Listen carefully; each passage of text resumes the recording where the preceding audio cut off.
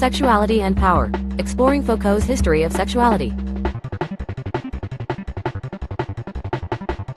Number 5. The Gathering of Discourses. In The Gathering of Discourses, Foucault spins a web of words, zigzagging through history to capture all the ways cultures talk about sexuality.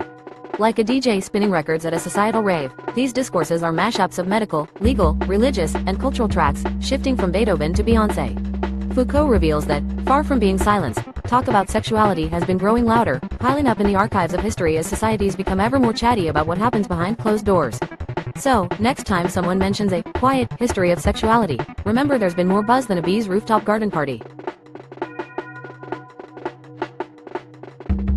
Number 4. Power is everywhere and nowhere. Strap in for a mind-bending journey through the realm of power that isn't quite where you expect it to be. Foucault teases out power's sneaky omnipresence, likening it to air, invisible but everywhere, invading every nook, like that errant ray of sunlight that finds you in a pitch-black room. In this chapter, we discover that power isn't just the stuff of kings and tyrants, but rather a relational force at play on micro-levels, in families, schools, and yes, even those awkward office birthday parties. This insight transforms our understanding of power dynamics, making us all participants in life's vast chess game, except no one's sure who's winning. Number 3. The Birth of the Clinic.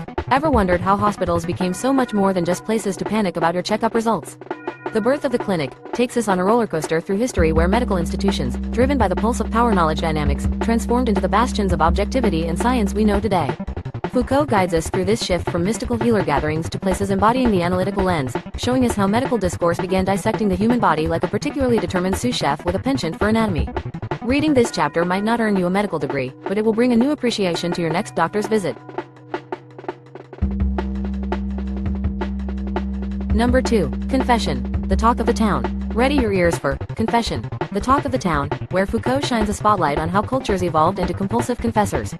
He traces how confession slipped from the sacramental secrecy of the confessional booth onto therapist couches and even into our morning coffee chats, turning us all into participants of the great tell-all. This chapter unveils a world where the intimate bleeds into the public, showing how confession acts as a prism, refracting the interplay of truth, power, and, intriguingly, our social media obsessions. Guess what? Oversharing isn't just a modern habit, it's been trending for centuries. Number 1. The Repressive Hypothesis. Let's hit the rewind button and dive into The Repressive Hypothesis, where Foucault challenges the age-old tale of societies as Victorian prudes with a secret stash of untold desires. It's a narrative that says, once upon a time, everything was hushed, buttoned up, and cloaked in repression. But with his wit akin to a magician pulling rabbits out of hats, Foucault asserts that it's all smokes and mirrors. He flips the script with a flourish, arguing that talk about sex was anything but silenced. It was actually chattering away in corridors, through laws and whispered in sermons, just repackaged in clever ways to control and categorize. Spoiler alert. Little has changed, but now we have the neon lights and hashtags. And there you have it, fellow adventurers through Foucault's labyrinth of libido and power. Whether unlocking the history of sexual confession or illuminating the omnipresence of power's sway, Foucault has taken us on a journey that's flipped our perceptions, revealing the unexpected dynamics of society's most whispered and shouted topics.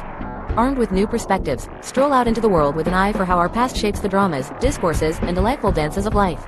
Until next time, keep questioning, keep thinking, and always keep reading.